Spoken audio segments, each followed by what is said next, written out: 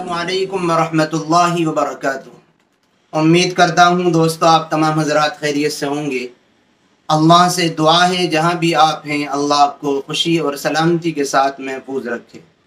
दोस्तों आज की इस वीडियो में मैं आपको ये बतलाने वाला हूँ कि अगर किसी शख्स से, किसी मर्द से, अपनी साली से, बीवी की बहन से ज़िना हो जाए तो फिर उसके लिए क्या हुक्म है। क्या बीवी की बहन साली से ज़िना होने से बीवी से निकाह ख़त्म हो जाता है और फिर भी बीवी बाकी नहीं रहती? क्या मसला है? और अगर निकाह ख़त्म नहीं होता तो फिर शौहर के लिए शरीयत के क्या प्लान हैं, मर्द के लिए शरीयत के क्या प्लान हैं? याद रखें, ज़िना इंतहाई गलीज़ और गंदा गुनाह है जिसको इस्लाम और पैगंबर इस्लाम और अल्लाह ने बिल्कुल गवारा नहीं किया है। इतना संगीन जुर्म है कि अगर कोई कवारा करे तो उसके ऊपर कोड़े लगते हैं, और अगर कोई शादीशुदा कर ले तो उसको गड्ढा खोद करके उसमें खड़ा करके पत्थरों से मार मार कर हलाक करने का हुक्म है अगर इस्लामी निज़ाम और सिस्टम। इसी से आप अंदाज़ा कर सकते हैं कि ज़िना करना कितना संगीन जुर्म है। ज़िना चाहे साली से हो चाहे गैर साली से हो, रिश्तेदार से हो या गैर रिश्तेदार से हो, ज़िना तो ज़िना है, इसकी बिल्कुल गुंजाइश नहीं। लेकिन इसका मतलब ये हरगिज़ नहीं कि अगर साली से ज़िना हो गया तो बीवी से निकाह टूट जाएगा। साली से ज़िना हो जाए तो ज़िना खुद बुरा काम है, लेकिन साली से ज़िना करने से बीवी से निकाह नहीं टूटता, निकाह बाकी रहता है।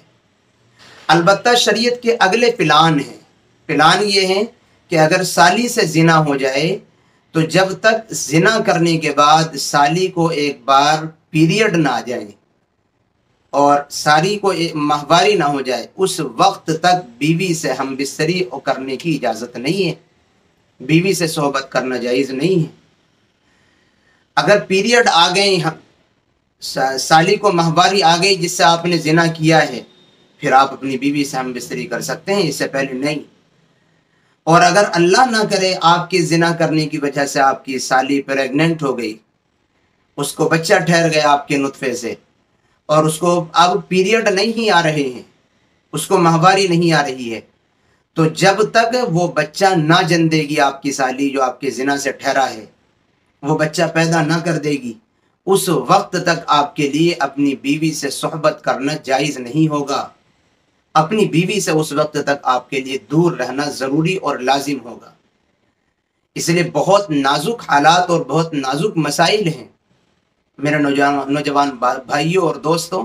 इसलिए अपनी निगाहों की, अपने नफ्स की, अपने जज्बात की, तमाम चीज़ों की हिफाजत करना अपने ईमान को बचाने के लिए ज़रूरी है, वरना मामूली गलती से बड़े मसाइल खड़े हो जाते हैं। मुझे उम्मीद है कि आपको मसला समझ आ गया होगा और आप इस मसले की संजीदगी से लेते हुए, हसासियत महसूस करते हुए आप ऐसा नहीं करेंगे और अपने आप को इस गलीज़ और गंदे गुनाह से बचा करके रखेंगे।